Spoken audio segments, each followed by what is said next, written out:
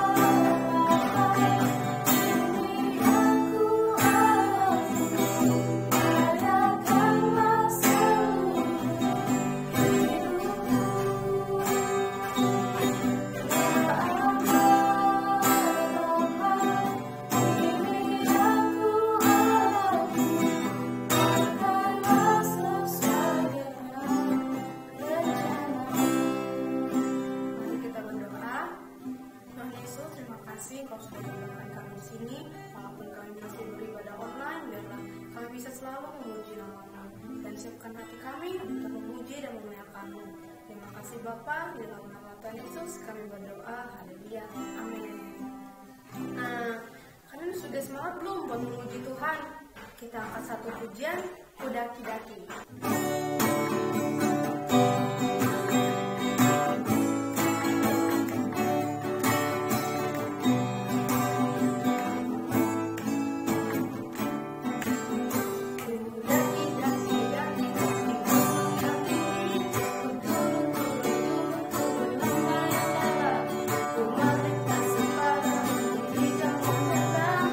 Yesus beserta, kau ada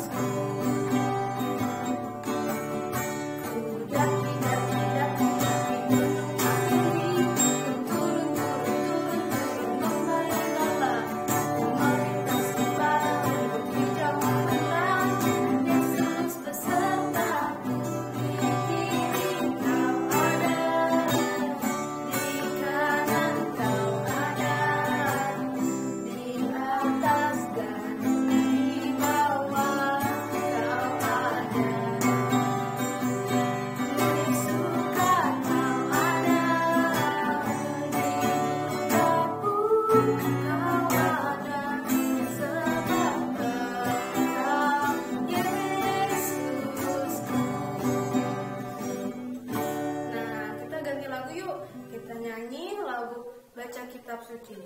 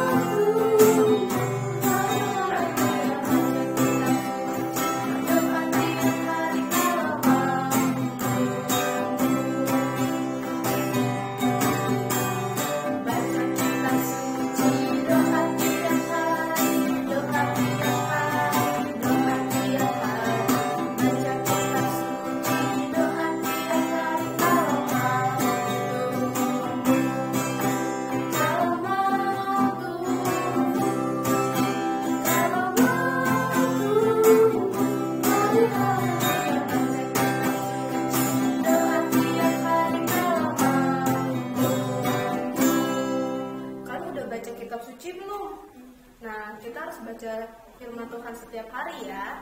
Nah, kita siapkan hati kita buat mendengarkan firman Tuhan. Kita angkat satu pujian, firman Tuhan ku dengar.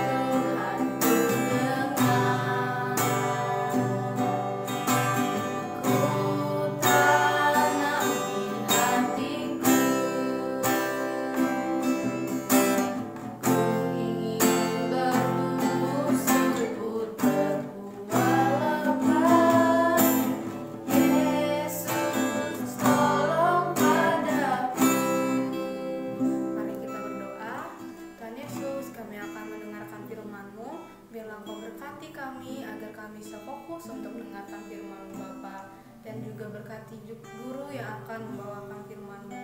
Terima kasih Tuhan, di dalam nama Tuhan Yesus kami berdoa, haleluya, amin. Shalom, selamat hari Minggu anak-anakku. Saat ini kita akan mendengarkan kebenaran firman Tuhan. Tetapi sebelum kita masuk lebih jauh, kita sama-sama berdoa dulu ya. Terima kasih Bapa di surga. Hari ini, hari Minggu di mana kami boleh datang lagi beribadah kepada Tuhan lewat ibadah sekolah minggu. Walaupun hanya online saja, kami bersyukur buat kebaikan-Mu di dalam kehidupan kami. Kami boleh ada dalam keadaan sehat, kuat, sukacita, damai sejahtera. Semata-mata hanya karena kasih dan anugerah Tuhan. Terima kasih Tuhan Yesus. Sebentar kami akan mendengarkan cerita firman-Mu. Kiranya Allah suci kuduskan hati dan pikiran kami. Supaya firman-Mu boleh menjadi berkat bagi hidup kami. Cerita yang akan kami dengar boleh menjadi teladan untuk kami terus mengiring kepada Tuhan. Terima kasih Tuhan, kami siap mendengarkan cerita hanya di dalam nama Tuhan kami Yesus Kristus. Haleluya. Amin. Anak-anak, hari ini Tante akan bercerita tentang Saul. Dan Saul kali ini berjudul Akhir dari Kehidupan Saul. Nah, anak-anak, Saul sudah 40 tahun memerintah bangsa Israel. Tetapi diceritakan pada akhir-akhir pemerintahannya, dia merasa tidak tenang, hidupnya gelisah. Bahkan dia sering dimasuki oleh roh-roh jahat. Dan sekarang dia kesepian karena Daud sudah meninggalkan istana. Bahkan Nabi Samuel yang sebelum-sebelumnya sering memberikan nasihat kepada dia sudah meninggal, anak-anak. Dan akhirnya dia merasa bahwa hidupnya sendiri, maka dari itu dia merasa tidak tenang dan gelisah. Apalagi ada kabar buruk yang sudah dia akan tahu, bahwa sebentar lagi tentara Filistin akan menyerang tentara Israel. Dia melihat bahwa tentara Filistin ini besar, dia menjadi gemetar dan takut.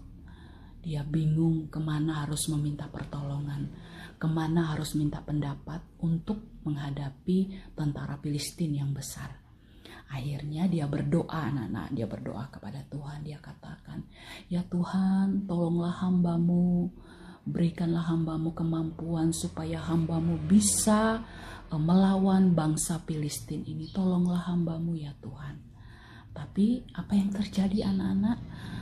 Tuhan tidak lagi mendengar suara Saul.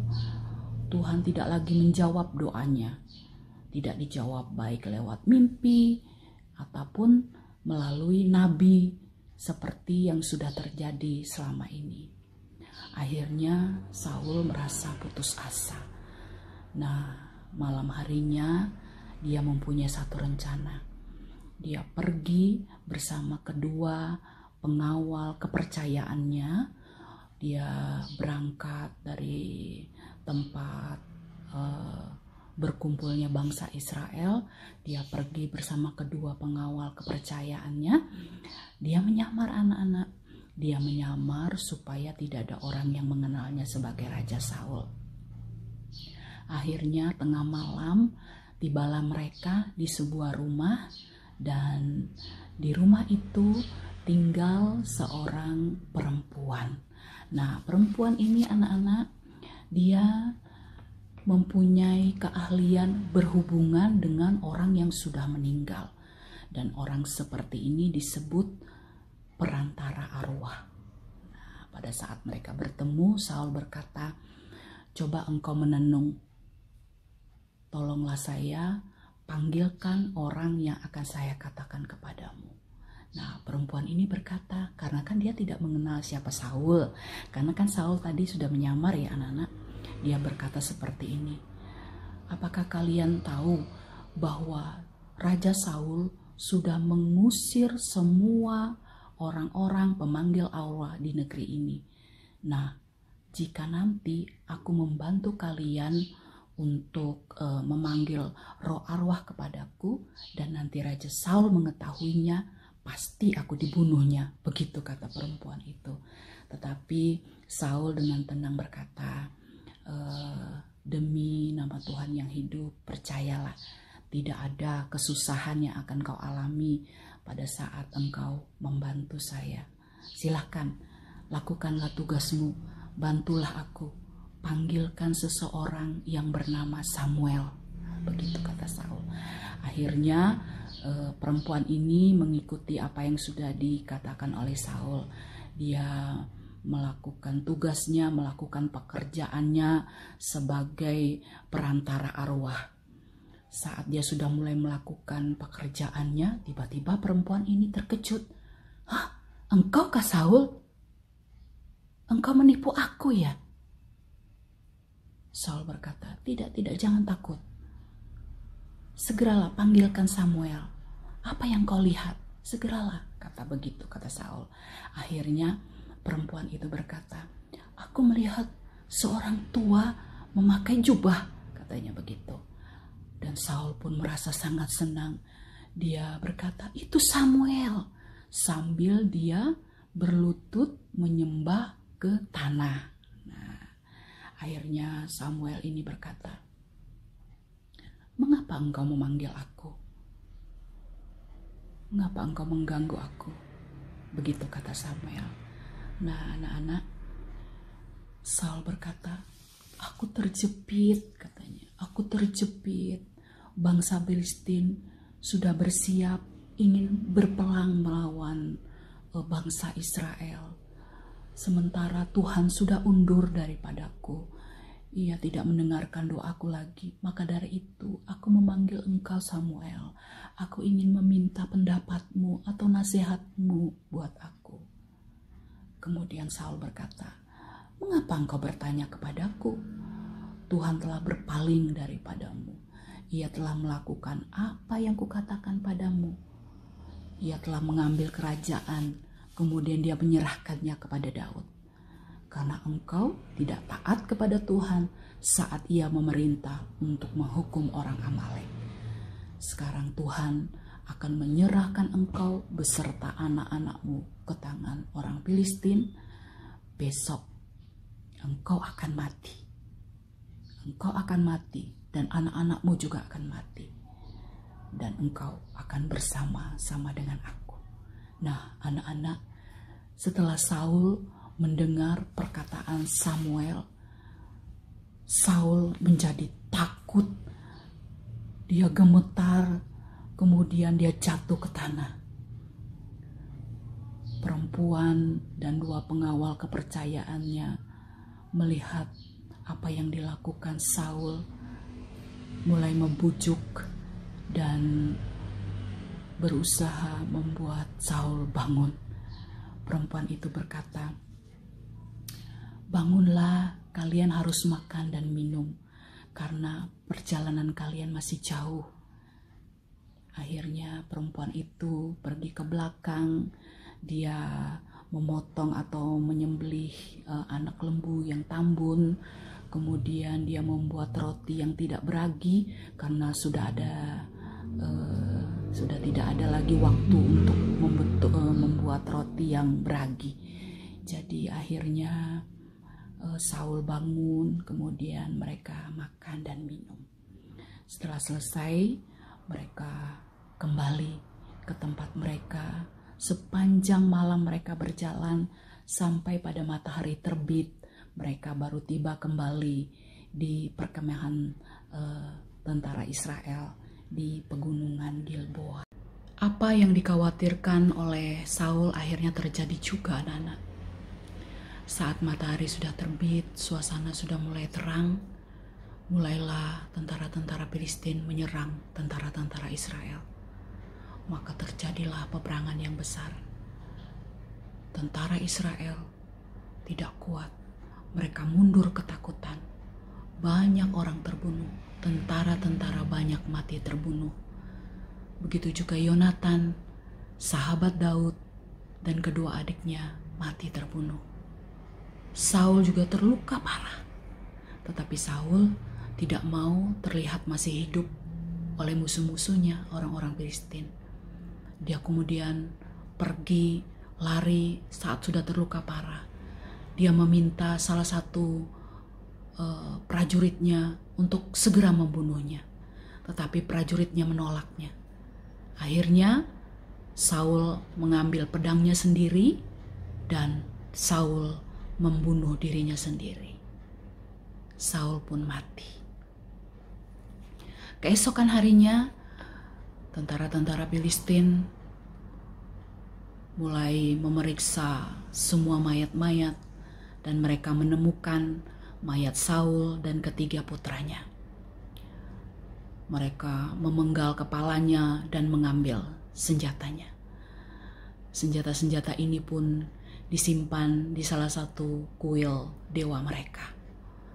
Dan Saul beserta ketiga anaknya, mereka memaku mayat-mayat ini di dinding kota. Setelah itu pergilah tentara-tentara Filistin ini menyampaikan kabar baik. Mereka pergi ke kota-kota besar, menyampaikan berita bahwa mereka telah memenangkan peperangan melawan orang-orang Israel. Bahkan mereka sudah membunuh Raja Saul. Mendengar berita yang baik ini, orang-orang yang ada di Filistin, mereka bergembira, mereka bersuka cita karena mereka boleh mendapatkan satu kemenangan yang besar, yaitu Raja Saul sudah mati. Nah, anak-anak, Raja Saul ini tidak dikubur ya, tetapi orang-orang Filistin memaku mereka di dinding kota, yaitu di Bet-Sean. Nah, ada beberapa orang yang berani yang datangnya dari sebuah kota yaitu Yabesi. Orang-orang ini dulu pernah ditolong oleh Raja Saul. Mendengar berita bahwa mereka sudah memaku Raja Saul dan anak-anaknya di dinding kota, mereka kemudian orang-orang Yabesi yang berani ini anak-anak, mereka menyeberang sungai Yordan, kemudian mereka mengambil mayat Saul dan anak-anaknya. Mereka bawa dan mereka mengubur mayat Saul dan mayat anak-anaknya ini di kota Yabesi dengan hormat. Karena saat orang-orang Filistin ini memaku Saul dan anak-anaknya di dinding kota, itu merupakan satu penghinaan yang dilakukan orang Filistin kepada bangsa Israel. Jadi orang Yabesi mengambil mayat Saul dan anak-anaknya, mereka mengubur dengan hormat. Hal ini dilakukan sebagai tanda balas budi anak-anak. Karena selama ini Raja Saul pernah menolong mereka. Dan orang-orang yang ada di Yabesi juga selama 7 hari mereka berkabung, mereka menangisi atas kematian Saul dan anak-anaknya. Daud masih di tempat pengungsiannya beserta dengan rombongannya. Daud belum mendengar ada peperangan antara tentara Filistin dan tentara Israel. Bahkan berita duka belum juga dia dengar atas kematian Saul dan Yonatan. Akhirnya pada suatu hari dia kedatangan seorang pemuda dari Amalek. Pemuda ini datang membawa mahkota dan gelang tangan yang dimiliki oleh Saul. Setelah melihat adanya mahkota dan gelang tangan yang dimiliki Saul, Daud merasa kaget. Apa yang terjadi? Segera ceritakanlah padaku, begitu kata Daud. Akhirnya pemuda ini menyampaikan berita apa yang dilihatnya. Pemuda ini berkata bahwa saya telah melihat satu peperangan yang besar, peperangan yang hebat, yaitu tentara Filistin melawan tentara Israel. Dan semua pasukan dari Raja Saul mundur kalah. Banyak orang terbunuh, termasuk Raja Saul dan Yonatan. Nah, anak-anak, Daud setelah mendengarkan berita yang disampaikan oleh pemuda ini, dia kemudian memegang bajunya. Bahkan dia mengoyakkan bajunya. Dia merasa sedih sekali. Hal ini diungkapkannya sebagai tanda duka yang mendalam. Dia tidak senang mendengar Saul sudah mati karena dibunuh atau kalah dalam peperangan yang terjadi antara orang Filistin dan orang Israel. Walaupun selama ini anak-anak, Saul itu sudah mengejar-ngejar Daud selama 7 tahun kan? Tetapi Daud tidak merasa dendam. Bahkan dia merasa sedih kehilangan Saul dan sahabatnya Yonatan.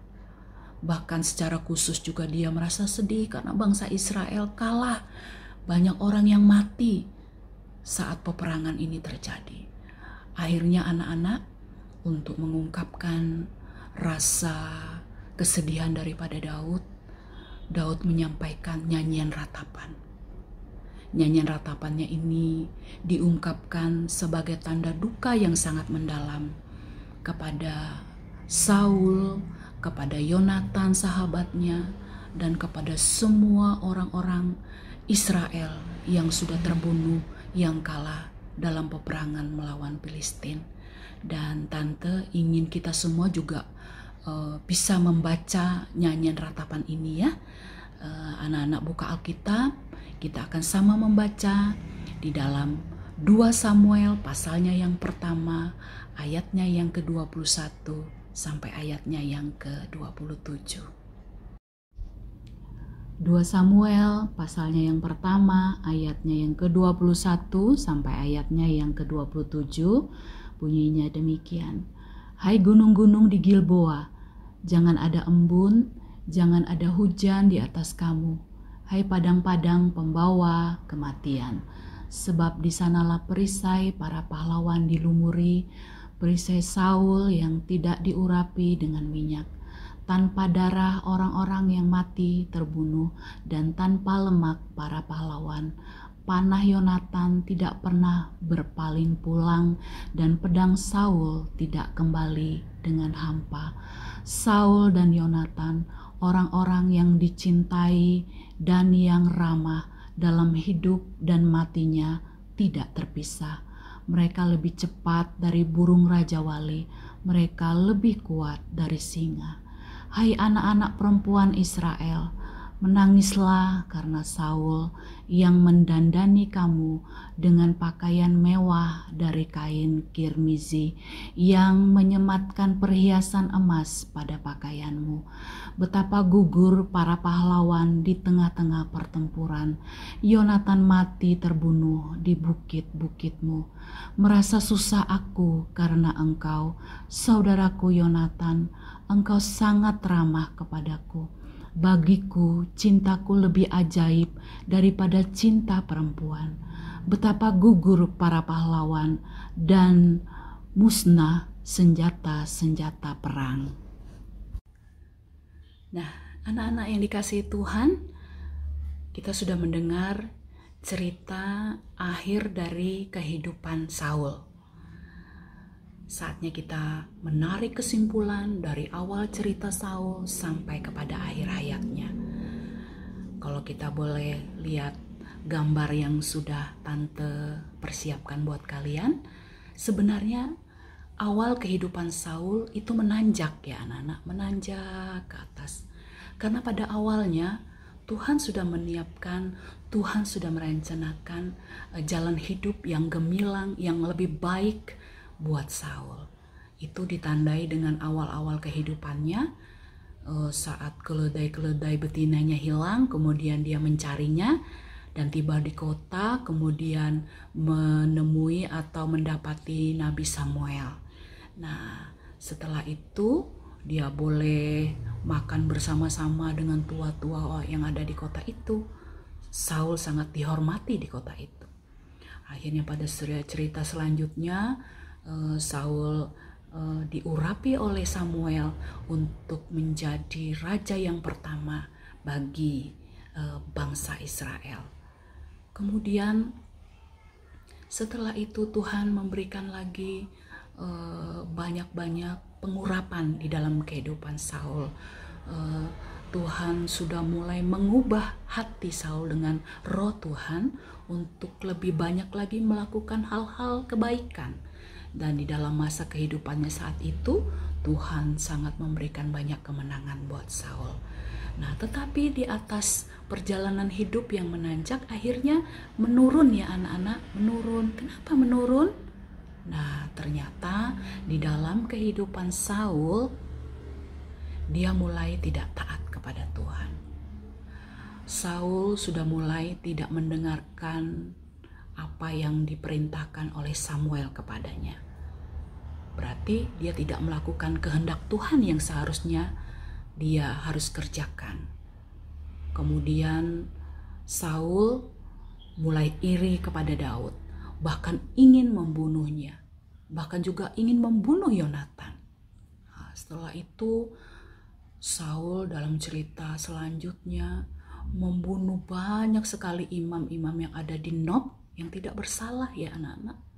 Dan seperti cerita selanjutnya yang sudah Tante ceritakan, dia menemui perempuan yang bisa memanggil arwah orang mati. Nah, ini dosa yang sangat besar ya anak-anak. Tuhan sangat tidak menginginkannya. Dan dalam kesempatan ini Tante ingin kita semua membaca ayat ini supaya ini boleh menjadi namanya kewaspadaan diri kita atau perintah Tuhan yang harus kita ikuti supaya kita tidak masuk ke dalam dosa besar yang tidak diinginkan Tuhan. Mari kita baca di dalam Ulangan pasalnya yang ke-18, ayatnya yang ke-9 sampai ayatnya yang ke-13.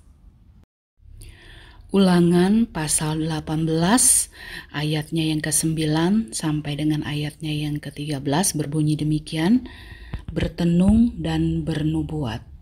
Apabila engkau sudah masuk ke negeri yang kuberikan kepadamu oleh Tuhan Allahmu, maka janganlah engkau belajar berlaku sesuai dengan kekejian yang dilakukan bangsa-bangsa itu. Di antaramu janganlah didapati seorang pun yang mempersembahkan anaknya laki-laki atau anaknya perempuan sebagai korban dalam api, ataupun seorang yang menjadi petenung, seorang peramal, seorang penelaah, seorang penyihir, seorang pemantera, ataupun seorang yang bertanya kepada arwah atau kepada roh peramal, atau yang meminta petunjuk kepada orang-orang mati. Sebab setiap orang yang melakukan hal-hal ini adalah kekejian bagi Tuhan, dan oleh karena kekejian-kekejian inilah Tuhan Allahmu menghalau mereka dari hadapanmu. Haruslah engkau hidup dengan tidak bercela di hadapan Tuhan Allahmu.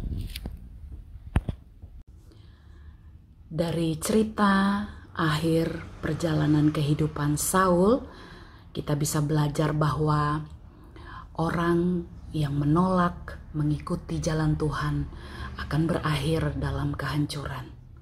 Maka dari itu, mari anak-anak kita sama-sama untuk terus menghormati Tuhan. Kita taat kepada Tuhan. Mungkin di dalam kehidupan kita merasa bahwa kita belum melakukan hal yang baik di mata Tuhan. Bahkan kita masih melakukan yang jahat di mata Tuhan. Mari saat ini kita bertobat. Kita kembali kepada Tuhan. Kita mengaku dosa kita lewat doa-doa kita. Kita minta dengan kerendahan hati kita. Kita jangan berbuat seperti Saul, dosanya begitu besar hingga dia hidup dalam kehancuran.